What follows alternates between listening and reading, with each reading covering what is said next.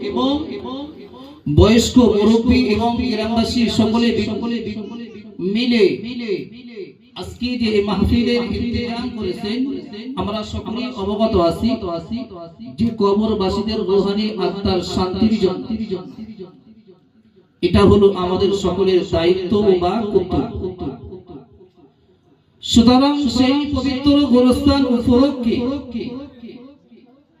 আজকে এই মাহফিলের ইন্তেজাম করা হয়েছে।